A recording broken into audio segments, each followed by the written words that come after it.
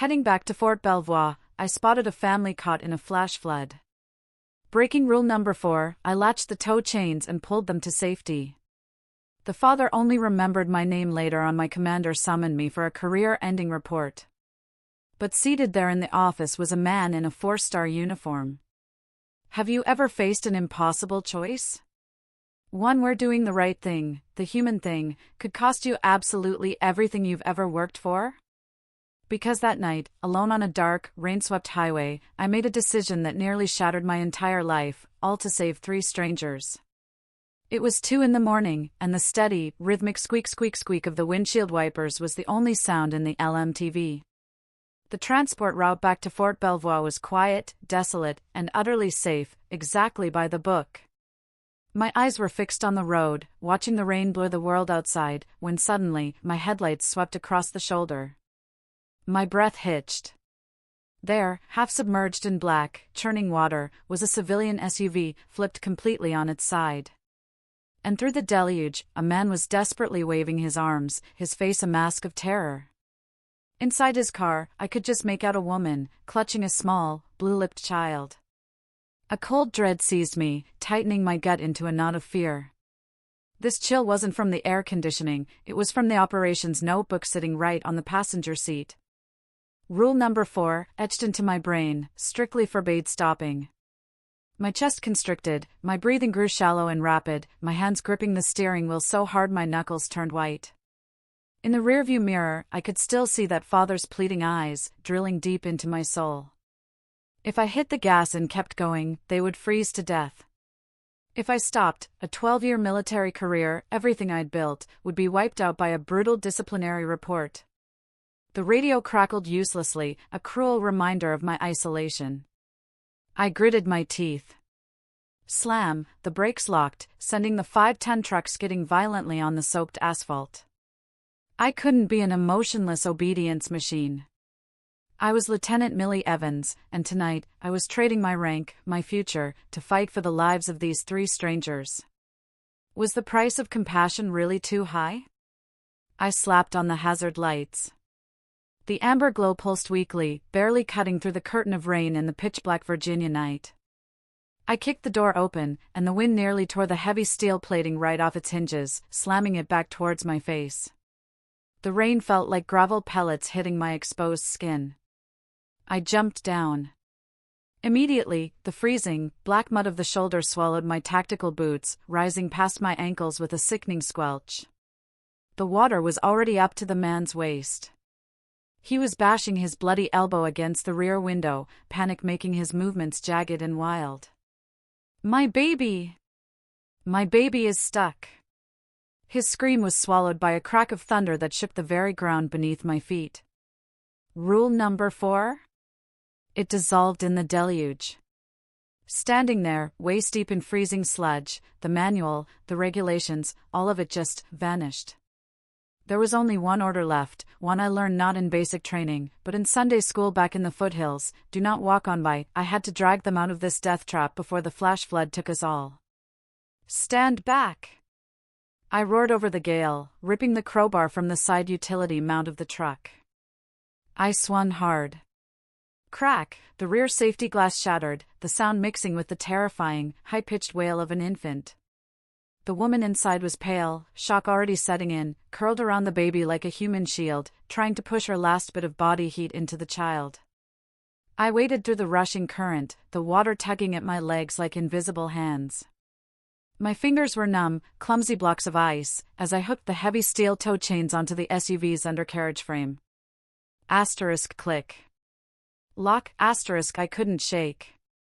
This wasn't a drill at the motor pool, this was life or death. I signaled the man to hold on tight, then scrambled back up into the LMTV's high cab. I threw it into low gear. Come on, big girl, I whispered to the engine. I eased off the clutch. The massive tires spun in the mud for a heart-stopping second, spewing sludge before they finally bit into the asphalt. The truck groaned, the chain pulled taut, and slowly, agonizingly, the SUV slid out of its watery grave and onto the shoulder. We didn't speak much on the ride. I couldn't take them to the base. The MPs at the gate would arrest me on the spot for unauthorized civilians. We found a Motel 6 about 15 miles off route, the vacancy sign flickering like a beacon in the storm. I helped them check in. It was a cheap place, smelling of stale smoke and bleach, but it was dry. Once they were safe in the room, I turned to leave. The father, still shivering violently under a thin motel towel, reached out and grabbed my wrist. His eyes dropped to the name tag on my soaked uniform, Evans. He stared at it like he was memorizing a scripture. "You don't know what you just did, Lieutenant," he rasped, his voice breaking. "You saved my whole world." I forced a smile, but it felt crooked on my frozen face. "Just keep that baby warm. That's your only mission now." The walk back to the truck felt like the longest mile I'd ever walked. The cabin was empty now, silent except for the drumming rain. It smelled of wet canvas, mud, and the metallic tang of adrenaline fading away. I sat there for a moment, my hands shaking uncontrollably now that the crisis was over. I checked the dashboard clock, 0430. I was 2 hours behind schedule. The military GPS system, the Blue Force tracker, didn't lie. It had logged every second of my unauthorized stop, every mile of my detour. It was all there, in digital red ink. I knew exactly what was waiting for me at the gates of Fort Belvoir. It wouldn't be a commendation. It wouldn't be a medal. It would be Colonel Briggs. I could almost see him sitting in his office, sipping his Starbucks, waiting to tear me apart. A sudden, crushing weight of loneliness settled in that cab. I needed to believe that somewhere outside of this army base, people still understood that human life comes before a rule book. Asterisk if you believe I made the right choice tonight, please hit that like button to stand with me and tell me in the comments. Just type I would if you would have stopped your truck for them, too. Knowing I wasn't alone would make this easier. Asterisk I started the engine, swallowing the bitter taste of bile in my throat. I had just played the Good Samaritan, just like the Bible said. But in the eyes of the U.S. Army, I had just become a deserter. I put the truck in gear and headed toward my execution. At 0600, the fist pounding on the door of my transient quarters wasn't a wake-up call, it was a summons. I hadn't even had time to peel off my soaked uniform or scrub the Virginia clay from my skin. 2 military police officers stood in the hallway, their faces stone cold. "Colonel Briggs wants to see you, Lieutenant. Now." They marched me across the base like a criminal. I was still wearing the evidence of my crime, my tactical pants were heavy with dried mud, my boots squelched with every step, and my hair was plastered to my skull. We walked into the administration building, a glass and steel fortress that hummed with efficiency. The transition was brutal. Outside, the world was wet and chaotic. Inside Colonel Briggs's office, it was a climate-controlled sanctuary. The air conditioning was set to a crisp 68 degrees, humming softly. The room smelled expensive, not like the motor pool's burnt coffee, but like a fresh brew from a high-end machine. A Starbucks cup sat steaming on the corner of his mahogany desk, the mermaid logo mocking my exhaustion. Colonel Briggs didn't look up when I entered. He was reviewing a file, his reading glasses perched on the end of his nose. He didn't tell me to stand at ease. He left me standing at the position of attention, rigid, just inside the door. 5 minutes passed, then 10. The silence was a weapon. I started to shiver, the freezing AC cutting through my damp layers. A drop of muddy water fell from the hem of my jacket and landed on his pristine beige carpet with a soft blip. Then another blip. I was staining his sanctuary, and I knew he was letting it happen on purpose, a silent humiliation before the storm. Finally, 15 minutes in, Briggs took off his glasses. He looked at the puddle forming around my boots, then up at my face. His eyes were devoid of humanity. He looked at me the way one looks at a cockroach that has scurried into a clean kitchen. "Lieutenant Evans," he said, his voice quiet, but sharp enough to cut glass. "Do you labor under the delusion that the United States Army provides you with a $500,000 light-medium tactical vehicle so you can operate it as your personal Uber?" I swallowed hard, my throat dry. Sir, there was a civilian vehicle overturned. A flash flood. There was an infant, blue in the face. They were dying. Bam! Briggs slammed his open palm on the desk. The sound cracked through the room like a pistol shot. I flinched instinctively. I don't care if it was the President of the United States. Briggs was standing now. Procedure is procedure. You deviated 15 miles off your logged route. You put sensitive military cargo at risk because of some bleeding heart impulse. He walked around the desk, circling me like a shark. He stopped right next to my ear. I could smell his cologne, clean, expensive, overpowering the smell of swamp mud on me. You know, Evans, he whispered, his voice dripping with venom, I have always said that females have no place in tactical transport. You are a liability. You see a few tears and you forget your discipline. It's biology. You can't help your weak, emotional nature.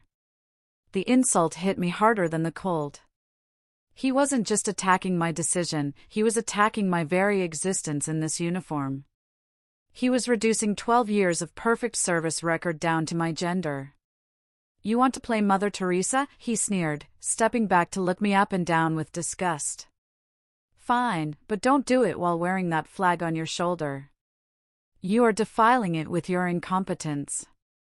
I clenched my hands behind my back, my fingernails digging into my palms until I felt the skin break. I locked my knees. Do not cry, I told myself. Do not let him see you break, I would not give him that satisfaction. Briggs walked back to his desk and pulled a single sheet of paper from a folder. The header read, General Officer Memorandum of Reprimand. In the military, this is a career death sentence. It stays in your permanent file forever. It screams failure to every promotion board. Sign this, he said, his voice bored now, the rage replaced by bureaucratic coldness. As of this morning, you are stripped of your convoy command. Your driving privileges are revoked. He picked up a pen, a sleek silver thing, and tossed it at me. He didn't hand it to me, he tossed it. It hit my chest and clattered to the floor, landing right in the middle of the dirty puddle of water dripping from my clothes. From tomorrow, you will report to basement level, warehouse B, Briggs said, picking up his coffee and taking a slow, deliberate sip. Your new duty is inventory. We have a backlog of toilet paper and socks that need counting. Stay out of my sight until I decide if I'm going to kick you out of my army entirely. I looked down at the pen lying in the mud. I had saved 3 lives last night. A father, a mother, and a baby. They were alive right now because of me. And this was my reward. Slowly, painfully, I bent down. My stiff joints cracked. I picked up the wet pen, the mud smearing onto my fingers. I placed the paper on the corner of his desk, trying not to drip on the wood, and signed my name. My hand shook so badly the signature looked like a jagged scar. Millie Evans. I wasn't just signing a reprimand. I was signing away my dignity. I placed the pen back on the desk. Briggs didn't even look up. He had already moved on to the next file, erasing me from his world as if I were nothing more than a stain on his carpet. Warehouse B was located 3 stories underground, a concrete bunker where the sun never rose and the air always smelled of stale cardboard and damp cement. It was a tomb for careers, and now it was my office. For 12 years, my hands had commanded the steering wheels of massive tactical vehicles, feeling the raw power of diesel engines vibrating through my bones. Now, my weapon of choice was a plastic barcode scanner that cost $20 at Office Depot. Beep, 200 pairs of wool socks, size large, I muttered to the empty aisle. My voice sounded hollow, bouncing off the metal shelves that stretched up to the flickering fluorescent lights. Beep, 500 rolls of single-ply toilet paper. Every beep was a reminder of how far I had fallen. Colonel Briggs knew exactly what he was doing. He didn't just want to punish me, he wanted to break me. He wanted to bore me into submission until I voluntarily signed my own discharge papers just to escape the silence. I felt less like a soldier and more like a malfunctioning robot that had been tossed into the scrap heap. By 1200 hours, the silence was deafening. I needed to see human faces, even if they were hostile. I clocked out and headed up to the mess hall. The cafeteria was loud, a chaotic symphony of clattering trays and soldiers shouting over one another. But the moment I stepped into the serving line, the volume dropped. It wasn't total silence, but it was the kind of sudden hush that hits you in the gut. Heads turned, whispers rippled through the room like a contagion. I kept my eyes on my tray, loading it with a dry hamburger patty and a scoop of corn. I walked toward the back corner, looking for an empty table in the shadows. I almost made it. Heads up! A shoulder slammed into mine, hard enough to make me stumble. My tray tilted, sending the plastic cup of water splashing over my hand. I regained my balance and looked up into the grinning face of Lieutenant Miller. Miller had always been a yes man, the kind of officer who polished his boots more often than he trained his platoon. He loomed over me, playing to the audience. "Whoa there, Evans," he boomed, his voice carrying across the silent room. "Watch where you're walking. I heard you're trying to win a Nobel Peace Prize with Army equipment now. Next time you want to play superhero on the taxpayer's dime, maybe ask permission first." A cruel ripple of laughter broke out from the table behind him. "We don't want to have to clean up your mess again." Miller sneered, leaning in close. "Stick to the toilet paper inventory. It suits you." I didn't say a word. I couldn't. If I spoke, I would scream. I just lowered my head, walked to the corner table, and sat down. The hamburger tasted like sawdust. I swallowed it down with the bitter, salty taste of tears that I refused to let fall in public. I couldn't stay there. I dumped my tray and slipped out the back exit, finding refuge near the old payphone bank behind the kitchen.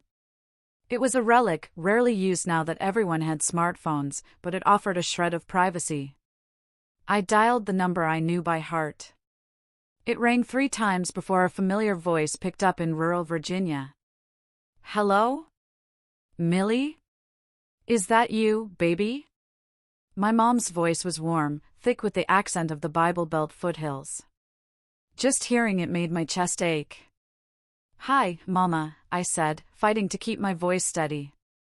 "Oh, praise God. I've been worried sick. You haven't called in days with all those storms on the news. Are you safe?" I bit my lips so hard I tasted iron. I looked at my boots, scuffed and dull, standing on the dirty concrete. I wanted to tell her everything. I wanted to tell her that I was drowning, that my career was over, that I was being treated like a pariah. "I'm fine, Mama," I lied. The words felt like ash in my mouth. "Actually, I got a new assignment. It's an administrative role, desk work. It's much safer than the convoys." I heard her let out a long, heavy sigh of relief. "Oh, thank you, Jesus. I always prayed you'd get off those dangerous roads. I'm so proud of you, Millie. You're doing such important work." "Yeah, Mama. Important work." We said our goodbyes. As soon as the line clicked dead, I slid down the wall and curled into a ball on the floor. The lie hurt worse than Miller's shoving. I was protecting her peace by sacrificing my own truth. Here, a rough, calloused hand appeared in my vision, holding a steaming styrofoam cup. I jumped, wiping my eyes frantically as I looked up. It was Sergeant First Class Morales. He was an institution at Fort Belvoir, a 30-year veteran with skin like leather and eyes that had seen things most people only saw in movies. He didn't mock me. He didn't ask why I was crying. He just offered the cup. "Drink," he grunted. "Black. Strong. It'll put the steel back in your spine." I took it, the heat seeping into my cold fingers. Morales leaned against the wall next to me, looking out at the rain. "Don't listen to those idiots in there, Lieutenant," he said quietly. He rolled up his sleeve, revealing a jagged white scar running from his elbow to his wrist.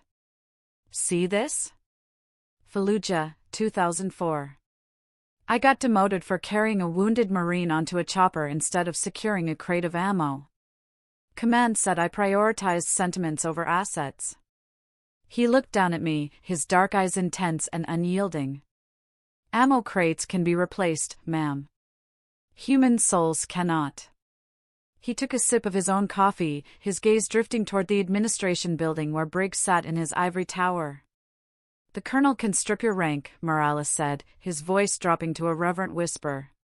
He can put you in a basement. But he cannot touch your honor. You did the right thing that night on Route 17. God is your witness, and that is the only promotion board that matters. For the first time in 3 days, the crushing weight on my chest lifted just an inch. I wasn't alone. In this dark, damp basement of a world, a lighthouse had just flickered on. The scuttlebutt moved through the barracks faster than a wildfire in a drought.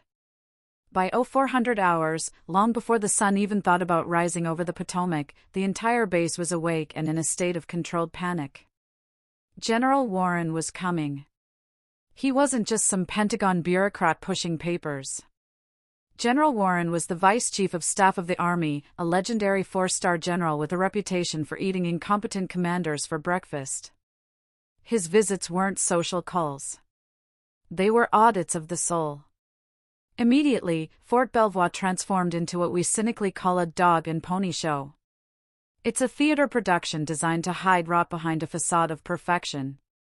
From the loading dock of Warehouse B, I watched the absurdity unfold.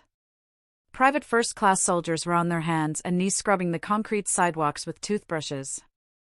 I saw a squad painting brown patches of dying grass with green spray paint just so the lawn would look vibrant from the general's passing motorcade. It was fake.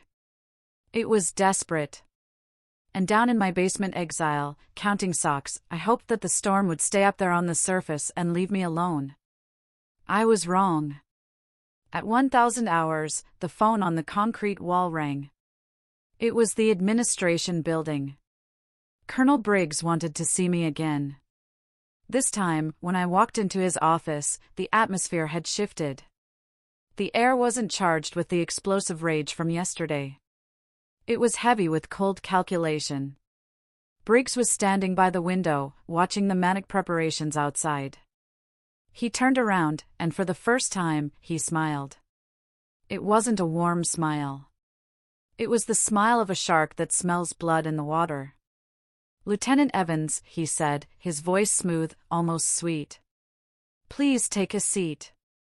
I remained standing. I prefer to stand, sir. Suit yourself. He walked over and leaned against the edge of his mahogany desk, crossing his arms casually. Tomorrow morning, General Warren will be holding a command briefing in the war room.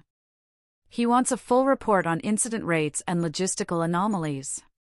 He paused, studying my face like he was reading a map. I have an opportunity for you, Millie. A chance at redemption. My stomach turned. He never used my first name. I want you to present the incident from the other night, he continued. But we need to frame it correctly. You will stand up there and you will tell the general that you had a lapse in judgment. You acted on emotion, panicked, and deviated from the route due to inexperience. He stepped closer, his voice dropping to a conspiratorial whisper, as if we were partners. And then you will say that thanks to my swift intervention and strict disciplinary guidance, the situation was contained, and protocol was restored. You are the example of a mistake. I am the example of the correction. Do you understand? I stared at him, horrified. He wanted me to purge myself. He wanted me to paint myself as an incompetent fool just so he could look like a strong leader in front of a 4-star general. He wanted to use my act of mercy as a stepping stone for his own promotion. Sir, I said, my voice trembling with suppressed anger. I saved a family. I won't stand there and lie. I won't say it was a mistake. Briggs's smile vanished instantly. The shark eyes returned, dead and flat. "Listen to me very carefully, Millie," he hissed, stepping into my personal space until I could smell the coffee on his breath. "You have 18 years of service. You are exactly 2 years away from your 20-year mark. You are 2 years away from a full pension for life, 2 years away from guaranteed healthcare and a secure retirement." He let the words hang in the air, heavy and suffocating.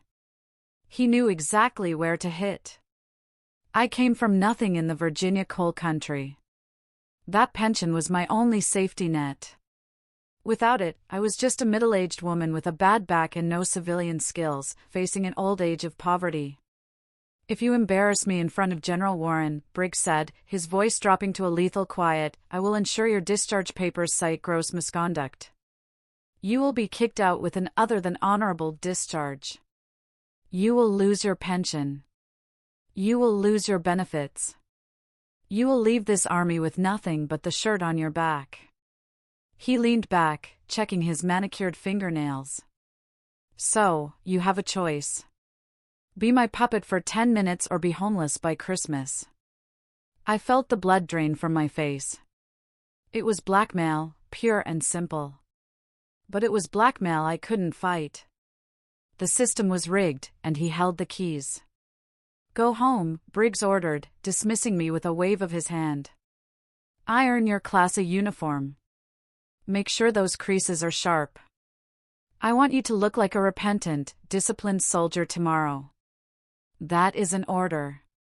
That night, my small transient room was filled with the hissing sound of a steam iron. Asterisk hiss. Press. Hiss. Press asterisk. I laid my dress uniform jacket on the board. The dark fabric looked almost black in the dim light. I pressed the iron down, flattening the wrinkles just like Briggs was flattening my soul. The steam rose up, clouding the cheap mirror on the wall. I looked up at my reflection, but the face looking back was blurry, distorted by the fog. I didn't recognize myself anymore. I wasn't the brave lieutenant who jumped into a freezing flood to save a child. I was a coward. I was a woman terrified of losing her paycheck, terrified of the future, willing to sell her honor to a tyrant just to survive.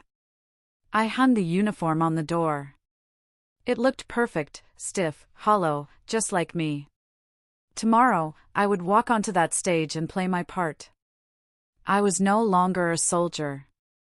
I was just a prop in Briggs's show. That night, the rain returned to Fort Belvoir. It wasn't the violent storm of the other night, but a steady, rhythmic drumming against the tin roof of the transient barracks. Tap, tap, it sounded like the ticking of a doomsday clock, counting down the seconds until my execution. I lay on the narrow bunk, staring up at the springs of the empty bed above me. The room was dark, but sleep was impossible. My mind was a battlefield. Tomorrow morning, I would stand in front of the Vice Chief of Staff of the Army, a man whose shadow alone commanded respect, and I would have to look him in the eye and call myself a failure. I would have to lie. I would have to burn down 12 years of hard work just to keep Colonel Briggs warm in a seat of power. Was it worth it for a pension? For health insurance? I reached under my pillow, my fingers brushing against cracked leather. It was a small Bible, the pages worn thin and yellowed with age. It was the only thing my father had left me when he died. He was a coal miner from the Appalachians, a man with dust in his lungs and steel in his spine. The black lung took him piece by piece, but it never took his dignity. I turned on the small reading light, shielding it with my hand so I wouldn't wake the others. I opened the book. It naturally fell open to the Gospel of Luke. I didn't need to read the words. I knew them by heart. It was the story of the man beaten and left half dead on the side of the road, ignored by the priest and the Levite, but saved by the Samaritan. I could almost hear my father's raspy voice, the way it sounded between coughing fits. "Millie, baby," he used to say, sitting on the porch swing. "You can be poor. You can be a nobody in the eyes of the bank or the government, but you can never be poor in honor. When you wake up in the morning and look in that mirror, you have to like the person looking back at you. If you don't, no amount of money will fix it." My finger traced the final command in red letters, "Go and do likewise." I had done likewise, Daddy. I had stopped. I had helped. But why did the price have to be everything I had? Why was God punishing me for obeying Him? The tears finally came, hot and silent, soaking into the pillowcase. I felt totally abandoned. There was no angel in the room, just the smell of damp wool and the crushing weight of tomorrow. By 0500, the rain had stopped. I got up before the sun. I sat on the edge of my bed with my dress boots and a tin of kiwi polish. The ritual of the spit shine is meditation for a soldier. Small circles, swish, swish, swish, water, wax, friction. I focused entirely on the toe of the boot until the black leather disappeared and became a black mirror. Looking sharp, Evans. I froze. Lieutenant Miller was leaning against the doorframe, holding a travel mug of coffee. He was already in his dress blues, looking smug. "You really are going all out for your big apology tour, huh?" He walked over, looking down at me with that pitying smirk that makes you want to scream. "Don't worry about the truck. Once Briggs kicks you to the curb, I promised him I'd take good care of your vehicle. Might even paint my name on the driver's door. Lieutenant Miller has a nice ring to it, don't you think?" He patted my shoulder, a condescending, heavy pat. "Come on, don't look so grim. Maybe soldiering just isn't in your DNA. You're a nice lady. Go back to Virginia. Find a husband. Settle down. Leave the heavy lifting to the men." Rage, white-hot and blinding, flared in my chest. I wanted to throw the boot at him. I wanted to scream that I could outdrive and outlift him any day of the week. But I didn't. I just looked at my reflection in the toe of the boot.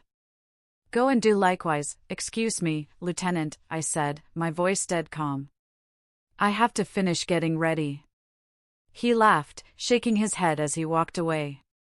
"Suit yourself. Break a leg out there. 0800 hours. The PA system crackled to life. "Attention on deck. General Warren's motorcade has passed the main gate." This was it. I stood up and walked to the mirror. I adjusted my tie, tightening the knot until it felt like a noose. I smoothed the jacket of my Class A uniform. The woman in the mirror looked tired. Her eyes were rimmed with red, her cheeks hollow, but the uniform was perfect. Sharp creases, shiny brass. I took a deep breath, inhaling the smell of boot polish and the damp earth outside. I didn't know what was going to happen in that war room. I could lose my pension. I could lose my career. I could end up scanning groceries at Walmart for the rest of my life. But as I pushed open the heavy metal door of the barracks, something shifted. The storm had broken. The morning sun was cutting through the clouds, hitting the wet pavement and making it shine like diamonds. The light hit my face, warm and blinding. I blinked, and in that split second, the fear evaporated. It was replaced by a strange, cold clarity. I wasn't Briggs's puppet. I wasn't a female liability. I was the daughter of a coal miner who died with his soul intact. I was Lieutenant Millie Evans. I squared my shoulders, lifted my chin, and stepped out into the light. I was ready to face the fire. The war room was colder than a meat locker. I don't know if they kept the thermostat at 60 degrees to keep the servers from overheating or to keep the officers awake, but the chill cut right through my dress uniform. It was a sterile, windowless chamber dominated by a massive, polished mahogany table. At the far end, flanking a large projection screen, stood the American flag and the Army flag, their gold tassels still and heavy. At the head of the table sat General Warren. I had seen him on CNN and in official portraits, but seeing him in person was different. He didn't look like a movie general. He wasn't barking orders or chomping on a cigar. He was small, almost unassuming, with gray hair cropped close to his scalp. But the 4 silver stars on each of his shoulders caught the fluorescent light with a terrifying brilliance. He radiated a quiet, absolute authority that made the air in the room feel thin. Around the table sat his staff, bird colonels and majors with clipboards, sitting frozen like statues. No one spoke, no one moved. The only sound was the hum of the projector fan and the turning of pages as General Warren silently reviewed the briefing packet. I stood in the back corner, the designated spot for the accused, feeling smaller than a speck of dust. "Proceed," General Warren said. He didn't look up. Colonel Briggs practically leapt into action. He strode to the front of the room, clicking a laser pointer with the confidence of a man who believes his own hype. "General, as you can see from this quarterly analysis," Briggs began, his voice booming in the acoustic dead space, "the Fort Belvoir Transport Division is operating at a 110% efficiency. Our maintenance cycles are ahead of schedule, and our disciplinary rates are at historic lows." He clicked through slides of colorful pie charts and graphs. I knew for a fact that half those numbers were massaged, but up there on the big screen, they looked like gospel. "However," Briggs said, his tone shifting to one of grave seriousness, "we do not tolerate deviation. Strict adherence to protocol is the backbone of this unit." He turned and pointed the red laser dot at the floor near my feet. "This brings me to the incident on the night of October 14th. I have brought Lieutenant Evans here today as a case study." My heart hammered against my ribs like a trapped bird. Briggs beckoned me forward with a sharp jerk of his head. I walked to the end of the table, my legs feeling like they were made of wood. I snapped to the position of attention, staring straight ahead at the wall, avoiding General Warren's gaze. "Lieutenant Jean Evans," Briggs said. "My middle name is Marie." He didn't even know my name. He didn't care. To him, I was just a prop. On the night in question, Briggs continued, addressing the general, "Lieutenant Evans made a critical error in judgment. While transporting sensitive cargo, she allowed female emotion to override her training. She panicked during a storm, abandoned her designated route, and put the mission at risk." He paused for effect, letting the words female emotion hang in the air like a bad smell. "It was a stupid mistake," Briggs said, using the word stupid right in front of the Vice Chief of Staff, a lapse caused by inexperience and a lack of fortitude. However, thanks to my immediate intervention and the issuance of a General Officer Memorandum of Reprimand, the situation was contained. Lieutenant Evans has accepted full responsibility and understands that her career is now under review." Briggs turned to me, his eyes bored into mine. I could see the threat written clearly in his gaze. Say it. Admit you were stupid. Save your pension, Lieutenant, Briggs barked. Confirm for the general that your actions were a result of poor judgment and that you accept the disciplinary measures. I opened my mouth. The script was ready. Yes, sir. It was my fault, sir. I was scared, sir. I thought about the 2 years left until retirement. I thought about the health insurance I needed for my back. I thought about being homeless at 40. The fear was a physical weight, pressing down on my lungs, suffocating me. In that moment, standing between a lie that would save me and a truth that could destroy me, I felt paralyzed. The room started to spin. I felt totally alone against a giant. If you believe that the truth is worth more than a paycheck, please hit that like button to give me strength and tell me in the comments. Just type truth if you want me to defy him and speak up. Knowing you are standing right here with me is the only thing keeping me on my feet. I took a breath, but the words wouldn't come out. My throat had closed up. Wait. The single word cut through the tension like a knife. It wasn't loud, but it stopped the world. General Warren hadn't moved. He was still looking down at the file, but now, slowly, he closed the folder. He took off his reading glasses and set them on the mahogany table with a deliberate click. Then he looked up. He didn't look at Colonel Briggs. He looked past him, straight at me. His eyes were still gray, sharp, and piercing, but they didn't hold the anger I expected.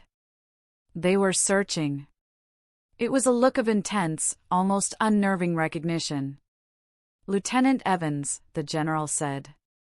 His voice was quiet, but it carried a weight that made the hair on my arms stand up. Ignore the colonel's flowery language for a moment. He pushed the Gomer paperwork, the career death sentence I had signed, to the side as if it were trash. I want to hear it from you, Evans. What exactly did you do at 0200 hours on October 14th on Route 17? Briggs turned pale. He stepped forward, trying to block the general's view of me. General, she is confused. She has already admitted. General Warren didn't even turn his head.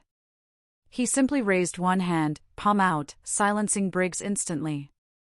I am asking your soldier, Colonel, Warren said, his voice dropping an octave, deadly and cold. Not you. He locked eyes with me again, waiting.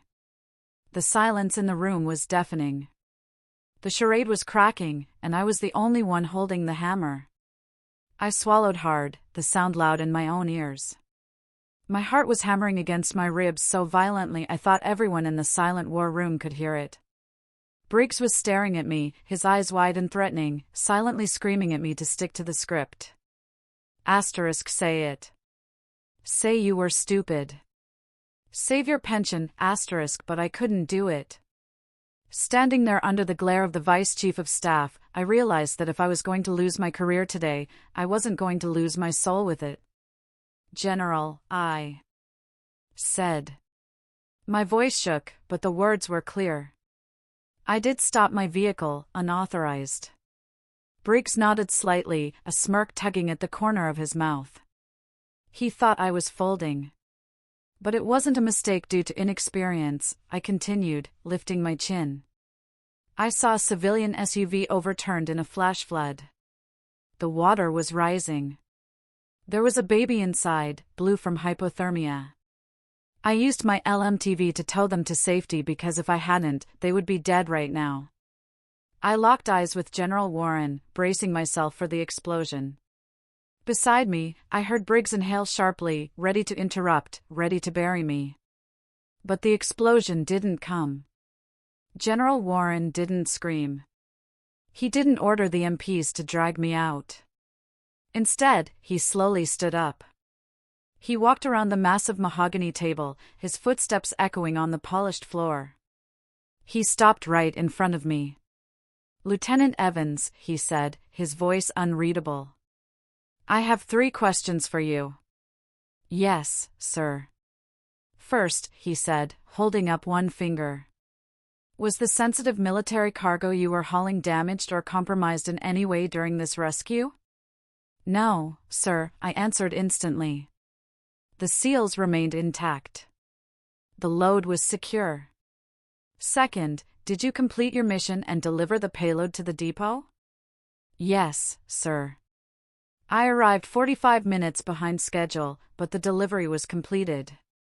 Third, Warren said, leaning in slightly. Was any soldier or civilian injured during the operation of your vehicle? No, sir. Everyone walked away safe. General Warren nodded slowly. He stood there for a long moment, the silence stretching until it felt like a physical weight. Then he spun on his heel, turning his back on me to face Colonel Briggs. The calm demeanor vanished. His eyes were suddenly blazing with a cold, terrifying fire. So, Colonel Briggs, Warren said, his voice dropping to a dangerous growl.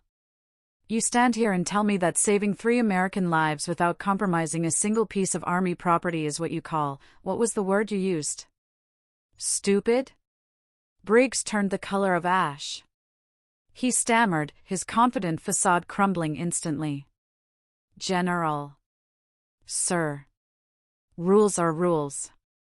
We have strict protocols. She was reckless. She acted on emotion. Bam! General Warren slammed his open hand onto the table. The sound cracked like a gunshot, making every officer in the room jump. Reckless, Warren roared. You call that reckless? He reached into the breast pocket of his dress uniform and pulled out a photograph. He slapped it down onto the polished wood, sliding it across the table until it stopped right in front of Briggs. It was a grainy black and white printout from a security camera. I recognized the angle immediately. It was the parking lot of the Motel 6. It showed my massive LMTV parked sideways, shielding a small, battered SUV from the driving rain. I received a phone call at 0300 that night, General Warren said, his voice trembling with an emotion that wasn't anger anymore. From a man who thought he was going to die in a ditch. He told me that a soldier stopped when no one else would. Warren pointed a shaking finger at the photo. That man in the car, Colonel, is my son-in-law. A collective gasp went through the room. The air seemed to be sucked out of the space.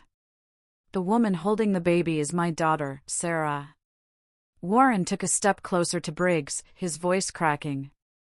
And that blue-lipped infant, the one you said Lieutenant Evans was stupid to save, that is my only grandson. The silence that followed was absolute. Colonel Briggs looked like he had been punched in the gut. His mouth opened and closed like a fish out of water, but no sound came out. His hands were shaking so badly that the silver pen he was holding, the same laser pointer he had used to mock me, slipped from his sweaty fingers. It clattered loudly onto the floor, rolling away under the table. He looked at me, then at the general, terror flooding his eyes as the realization hit him. He hadn't just disciplined a soldier. He had tried to destroy the woman who saved his boss's family. General Warren turned away from Briggs as if he didn't exist. He walked back to me. The steel in his eyes melted away. He wasn't the vice chief of staff anymore. He was a grandfather. My son-in-law told me they saw your name tag, Warren said softly. He said you told him his only mission was to keep that baby warm. He reached out and placed a hand on my shoulder. It wasn't a formal gesture. It was a squeeze of pure, desperate gratitude. You didn't break the rules, Lieutenant, he whispered, loud enough for the whole room to hear. You rewrote the rule on humanity that your commander seems to have forgotten. You saved my whole world. I felt the tears finally spill over. I tried to stay at attention, but my shoulders shook. The knot of fear and humiliation that had been strangling me for 3 days suddenly unraveled. I wasn't a failure. I wasn't a disgrace. I was a soldier. And I had done the right thing. The silence in the war room was no longer heavy. It was electric. All eyes were glued to Colonel Briggs, who was sweating so profusely that beads of perspiration were dripping onto his stiff collar. The confident, arrogant commander who had strutted around the room 5 minutes ago with his laser pointer was gone. In his place was a desperate man trying to salvage a career that was rapidly disintegrating. General, sir, Briggs stammered, his voice rising in panic.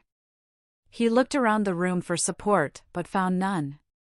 Please, you have to understand. I had no idea. I didn't know it was your daughter. If I had known it was your family involved, obviously, I would have authorized the stop. I would have sent an escort. Stop. General Warren cut him off. The word was soft, but it hit with the force of a physical blow. The general looked at Briggs with an expression of pure, unadulterated disgust. That is precisely the problem, Colonel, Warren said, shaking his head slowly. If you had known it was my family, you would have pinned a medal on her chest yourself. You would have rolled out the red carpet. But because you thought they were just anonymous civilians, just nobodies dying in a ditch, you tried to destroy her. Warren took a step closer, towering over the shrinking colonel. A soldier's integrity is not measured by who they save, Colonel. It is measured by who they are. Lieutenant Evans didn't stop because she wanted a reward or because she checked the rank of the victims. She stopped because she is a soldier, and that is what soldiers do. We protect.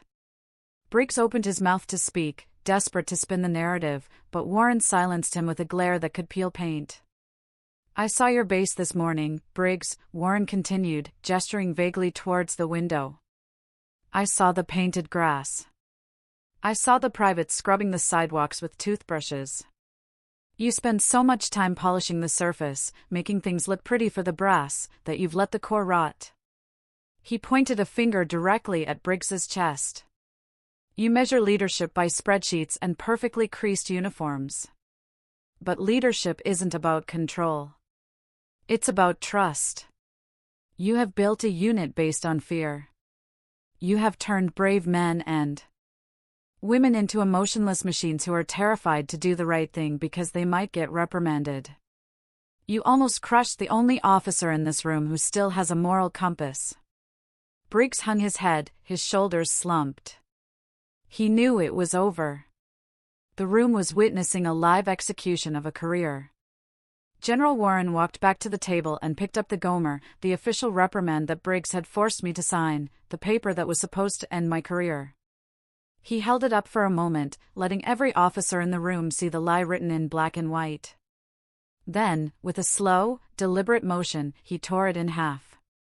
Rip, the sound was incredibly loud in the quiet room.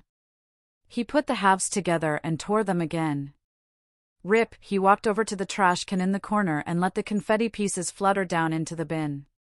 Colonel Briggs, Warren said, his voice cold and official.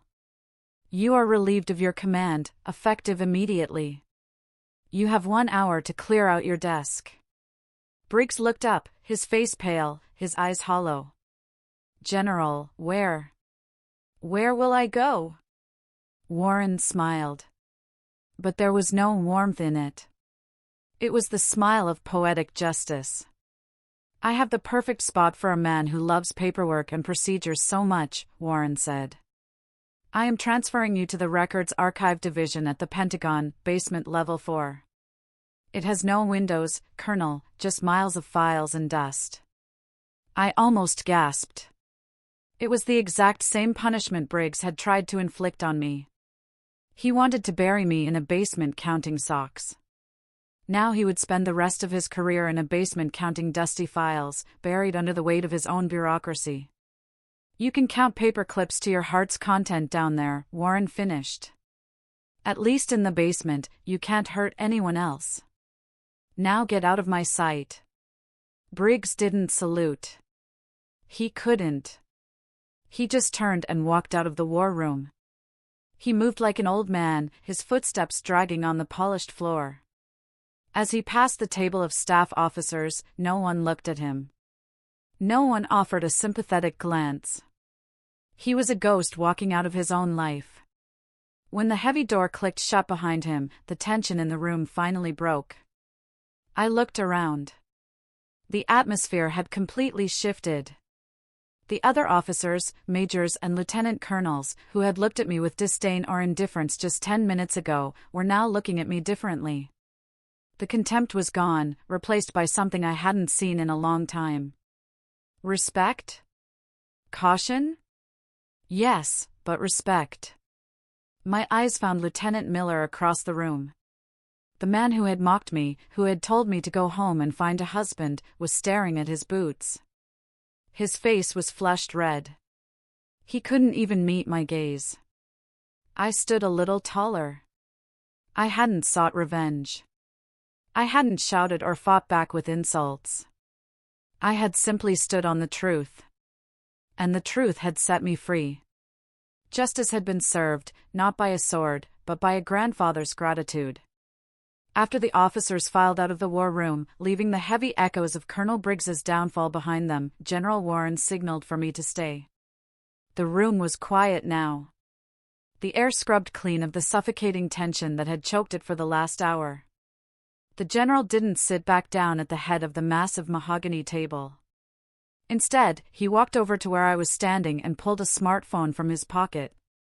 His hands, which had just torn a colonel's career to shreds with terrifying efficiency, were gentle now as he tapped the screen. He told me he wanted to show me something, turning the device toward me. It was a video, shaky and vertical, clearly taken in a warm, messy living room. A little girl with curly blonde hair was bouncing on a beige sofa, clutching a worn-out stuffed bear. She looked healthy, her cheeks pink and full of life. A stark contrast to the blue-lipped, freezing infant I had seen trapped in that storm. A woman's voice from behind the camera encouraged her to say hi, and the little girl beamed at the lens, waving frantically as she chirped a thank you to the firefighter lady for the ride. I let out a wet, shaky laugh at the title, and General Warren chuckled softly beside me, wiping a stray tear from the corner of his eye. He explained that to a 3-year-old, my massive LMTV looked just like a fire truck. She didn't know ranks or uniforms. She just knew I came when no one else did. He put the phone away and looked at me, his face serious and filled with an emotion that transcended military protocol. He told me that the little girl would grow up and have a life because of me. He said he owed me a debt he could never repay, addressing me as Major. When I confusedly corrected him that I was a lieutenant, he simply smiled and told me that I wouldn't be for long. That private acknowledgement was a reward in itself, but the Army had a much more public way of setting things right. 1 week later, the sun was blazing over the parade field at Fort Belvoir.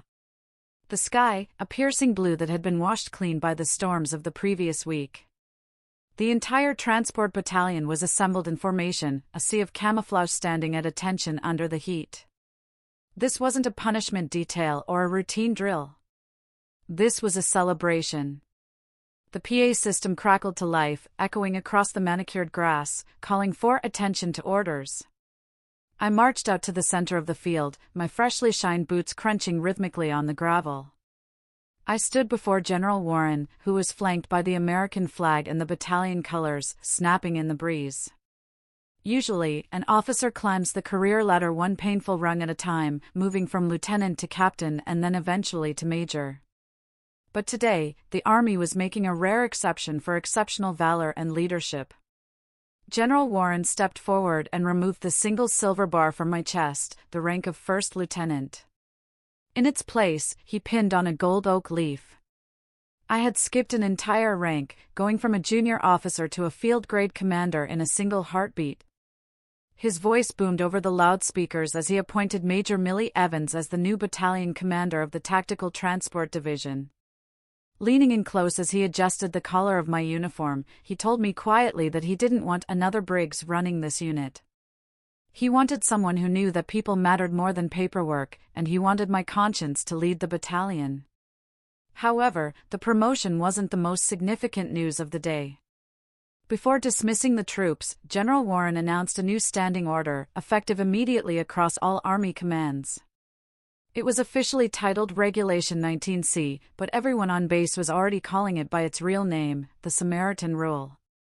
The rule was simple but revolutionary, stating that any military personnel operating a government vehicle were authorized to deviate from their route and utilize government assets to provide emergency assistance to civilians in life-threatening distress without fear of administrative reprisal. My name wasn't on the document, but as the general read the words, I felt a warmth spread through my chest that had nothing to do with the sun. The terror I had felt that night, the impossible choice between my career and a baby's life, was something no other soldier would ever have to face again. Kindness had finally been codified into law. As the ceremony ended and the formation broke, soldiers came up to shake my hand with genuine respect. I was walking back toward the headquarters when a shadow fell across my path. I stopped to find Lieutenant Miller standing there. He looked different than before. The smug, arrogant sneer was gone, replaced by a look of awkward humility. He was holding his cover in his hands, twisting the fabric nervously as he struggled to speak. He quietly congratulated me and then stumbled through an apology for his past comments about me not belonging and needing to find a husband. He looked down at his boots, admitting he had been a jerk. I looked at him, remembering the rage I felt when he mocked me in the barracks. I could have used my new rank to humiliate him or assigned him to the basement inventory duty. But then I thought of Sergeant Morales and his lesson that human souls cannot be replaced. If I crushed Miller now, I was no better than Briggs. I extended my hand firmly. I told him it was forgotten. And as he took my hand in a firm grip, I gave him a small smile. I ordered him back to work with one piece of advice: never laugh at someone trying to do the right thing, because you never know when you might need a Samaritan yourself. Miller nodded, and for the first time, the salute he gave me was genuine. I watched him walk away, then turn toward the motor pool with a full heart. I had a battalion to run, and for the first time in my life, I truly felt like I was exactly where I belonged. 1 year had passed since the storm that changed everything, and the seasons in Virginia had turned a full circle. The dogwood trees outside the administration building were shedding their leaves, painting the sidewalks in shades of russet and gold. I sat behind the large mahogany desk, the same desk where Colonel Briggs used to sit and clean his fingernails while ignoring his soldiers. But the room felt different now. Under Briggs, this office had been a fortress, sealed tight with blinds drawn and the air conditioning set to a meat locker chill. Now the windows were cracked open, letting in the crisp autumn breeze and the distant sounds of the motor pool. The expensive espresso machine was gone, replaced by a standard-issue drip coffee maker that gurgled happily in the corner. The pot was always full of hot, cheap coffee, and the door was always open. Soldiers didn't stand at rigid attention when they came in here anymore. They came to talk, to plan, and sometimes just to breathe. My unit, the Tactical Transport Division, had earned a new nickname around Fort Belvoir. They called us the Samaritan Squad. It wasn't an official Army doctrine, but it was written on our hearts. In the last 12 months, my drivers had stopped to assist in over 50 roadside emergencies along the winding backroads of the Blue Ridge foothills. We had pulled cars out of ditches, changed tires for stranded grandmothers, and provided first aid at accident scenes until the paramedics arrived. We proved that you could deliver the Army's cargo on time and still carry hope to the people you swore to protect. I shifted in my chair, picking up a plain white envelope that had arrived in the morning mail. There was no military rank on the return address, just a name and a P.O. box in rural Ohio. It was from the man who had tried to destroy me. I unfolded the letter. The handwriting was familiar, but it looked different, shakier, less aggressive than the sharp signature I remembered on my reprimand. Former Colonel Briggs wasn't sitting in a Pentagon basement anymore. He had retired quietly 6 months ago. Now, he wrote, he was volunteering at a Red Cross distribution center. He described his days not as a commander barking orders, but as a worker moving crates of supplies for disaster relief. He talked about the backaches and the sweat, the physical toll of manual labor that he used to despise. But then came the lines that made me pause. He wrote that for the first time in 20 years, he was sleeping through the night. He admitted that the warehouse work was humbling, but it was honest. He thanked me for teaching him the hardest lesson of his life, that honor isn't something you wear on your shoulder loops. It's something you carry in your chest. He ended the letter asking for forgiveness for the arrogant old fool he used to be. I folded the paper slowly and placed it in my drawer. There was no bitterness left in me, only a quiet sense of peace. Forgiveness, I had learned, was never really for the other person. It was a gift you gave yourself to let go of the heavy baggage of hate. I hoped he found his redemption among those crates. I looked up at the only decoration on my desk. It wasn't a medal or a plaque or a certificate of commendation. It was a cheap black plastic frame holding a grainy, low-resolution photograph. General Warren had sent it to me a week after my promotion. It was a still frame printed from the security camera of the Motel 6 that night. The image was blurry, streaked with digital rain, and completely black and white. It showed a massive dark shape, my LMTV truck parked sideways across the frame. Tucked behind it, sheltered from the fury of the storm, was the small, fragile silhouette of the civilian SUV. It wasn't a beautiful picture. To anyone else, it just looked like a traffic jam in a storm. But to me, it was the most beautiful thing I owned. On the back, in his neat cursive script, the general had written, * for the days when the storms return. So you never forget what real courage looks like, *. I traced the edge of the frame with my thumb.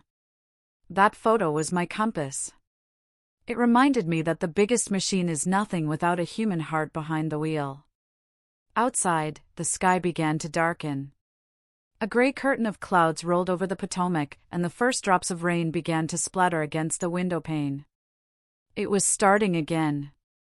Another Virginia storm was brewing, threatening to turn the dirt roads into rivers of mud. I stood up and walked to the window, looking down at the motor pool. The engines were roaring to life. A convoy of 20 LMTVs was lined up, their headlights cutting through the gloom, ready to transport supplies to the coast. I picked up the radio handset from my desk. The plastic felt cool and familiar in my palm. I keyed the mic, my voice steady and calm. "Attention all Samaritan stations. This is Samaritan 6, I said, watching the rain intensify. We have heavy weather incoming. The roads are going to be slick, and visibility will be near zero. Your mission is to get the payload to the destination." I paused, looking at the grainy photo on my desk one last time. "But remember your standing orders, keep your eyes open. If you see someone in trouble, you stop. We don't leave anyone behind in the dark. Watch your 6 and drive safe. Samaritan 6 out." I hung up the radio and watched as the convoy began to roll out the gate, big wheels turning through the puddles. The storm was coming, loud and dangerous, just like it had a year ago. But this time, I wasn't afraid. I knew that no matter how dark the night got, we were the ones driving the lights. We were the ones carrying the fire. And that was a legacy worth more than any rank. You know, looking back at that rainy night on Route 17, I realized that we often confuse rank with leadership, and rules with righteousness. But the truest test of character isn't what you do when the sun is shining and the general is watching. It's what you do in the dark, when the only witness is your own conscience. We are all driving our own heavy trucks through life, focused on our deadlines and our paychecks. It is easy to just keep driving. But never let your schedule become more important than a human soul. Real honor isn't something that can be pinned on a uniform or framed on a wall. It is earned in the mud, by lifting others out of their storms. Always choose to be the Samaritan. Now, I want to turn the radio over to you. I know I'm not the only one who has faced a hard choice. Have you ever had to break a rule to do what you knew was right? Or maybe you were the one stuck in the ditch, praying for headlights to appear? Tell me what you think, I really want to know.